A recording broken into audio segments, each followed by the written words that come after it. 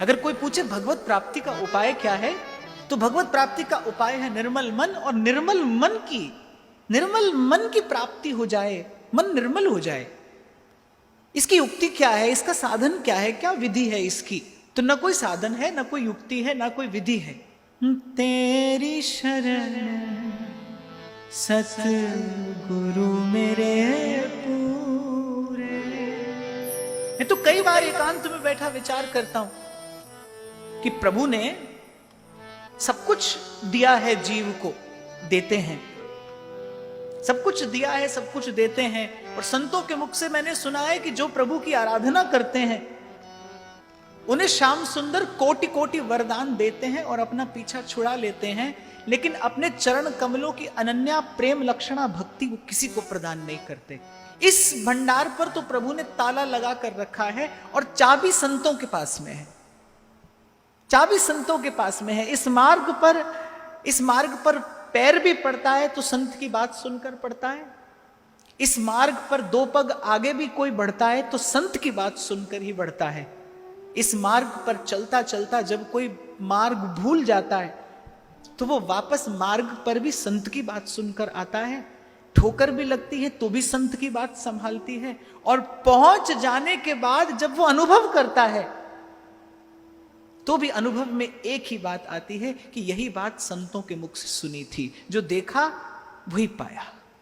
आरंभ से लेकर अंत तक भजन के मार्ग पर यदि कुछ प्रमाण है तो वो संतों के मुख से निकले शब्द हैं, वो संतों की वाणी है। और मैंने कहा ना, यहां भूलना भटकना भी बड़ा स्वाभाविक है, ये आपके मेरे स्वभाव में है। कोई भूलता भटकता है तो भी संत की बात ही सन्मार्ग पर लाती है, भजन के मार्ग पर लाती है, प्रेम के पथ पर आगे बढ़ाती है। और कभी भी भूल जाओ, भटक जाओ तो मार्ग संत की बात सुनकर ही मिलता है। जहां से मैंने आरंभ किया कि प्रभु की अनुभूति का, प्रेम की अनुभूति का, उस परम सत्य की अनुभूति का क्या क्या उपाय है, क्या क्या विधि है, तो सीधी बात भगवान ने अपने मुख से कहा है, कुछ और कहने की आवश्यकता नहीं कि निर्मल मन जन सो मोहि पावा। एक बात भगवान ने कही, और उस निर्मल मन को प्राप्त करने की विधि क्या है? निर्मल मन को प्राप्त करने की विधि महाराज फरमा रहे हैं, तेरी शरण सतगुरु मेरे पूरे, मन निर्मल हुए संता तूरे। और एक बात आपको अपने थोड़े से अनुभव से मैं और बताऊं कि पहले भी मैंने कई बार आपसे निवेदन किया कि भले शब्द अलग अलग हों, भले जिस जाति में संत जन्मा हो वो जाति अलग हो, उसकी भाषा अलग हो, उसकी शैली अलग हो, लेकिन जो परम सत्य के निकट पहुंचा है उसने बात एक ही कही है। श्रीमद् भागवत आज से हजारों साल पहले श्रीमद् भागवत घोषणा करती है कि भाई मन को निर्मल करने की विधि क्या है। देखो, एक बात तो गांठ बांध लीजिए, ये बड़ा सीधा सरल सा सूत्र है कि मन मलिन हो तो भगवान सन्मुख भी खड़े हो तो भगवान का अनुभव नहीं होता। आप और मैं जानते हैं कि दुर्योधन श्री कृष्ण को सामने जब देखता है, आप देखिए, सच्चिदानंद आनंद कंद भगवान सन्मुख खड़े हैं, और जैसे ही दुर्योधन देखता है उसके मन में क्रोध उत्पन्न होता है, उसके मन में असूया जगती है, निंदा करने लगता है, अवज्ञा करता है, अवहेलना करता है, क्या क्या नहीं करता। इसलिए मैं तो कहता हूं प्रेम शब्द अकेला पूरा नहीं है जब तक उसके साथ कृष्ण का संयोग ना हो। प्रेम हो कृष्ण ना हो तो भी पतन है। प्रेम तो संसार में आप सभी को होता ही है, हुआ ही है और होता ही रहता है।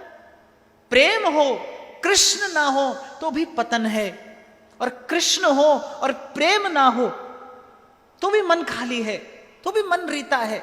इसीलिए प्रेम पूरा ही होता है जब उसका संयोग कृष्ण के संग होता है। जल है लेकिन वो चरणामृत तभी तो बनता है ना जब भगवान से उसका संयोग हो जाता है। जब जैसे कि आप उसे भगवत विग्रह पर डाल देते हैं तो वही जल जो एक घड़ी पहले साधारण जल था, जैसे ही भगवत विग्रह का स्पर्श हुआ वो शिरोधार्य किए जाने योग्य हो जाता है। ऐसे ही प्रत्येक भाव है, और ऐसे ही प्रेम भी है। अकेला प्रेम पूर्ण नहीं है, अकेला प्रेम पर्याप्त नहीं है। प्रेम का जब तक श्री कृष्ण के साथ संयोग ना हो, प्रेम का अनुभव हो, प्रभु की सत्ता का, प्रभु की उस आनंद रूपी सत्ता का अनुभव हो, इसके लिए मन का निर्मल होना आवश्यक है। और मन निर्मल नहीं होता साधन से, कभी नहीं होता। मन का सूक्ष्म अभिमान नहीं जाता। मैंने तो कई बार कहा, मैं भजन करता हूं, ये आप कैसे भूल जाओगे? ये आप कैसे भूल जाओगे कि आप भजन करते हैं? खूब याद रहता है बाप, बरसों पहले ठाकुर जी को कोई वस्तु निवेदन की हो, बरसों बाद तक स्मरण रहती है वो वस्तु कि मेरी ओर से ये वस्तु निवेदन की गई थी। जपी हुई माला याद रहती है। ये जो सूक्ष्म अभिमान कि मैं भजन करता हूं, ये बिना गुरु कृपा के नहीं जाता। और जैसे गुरु कृपा होती है, जैसे गुरु कृपा होती है, जैसे गुरु कृपा भरी दृष्टि से देखता है, जैसे मन संतों की चरण धूलि में स्नान करता है, तब अनुभव होता है।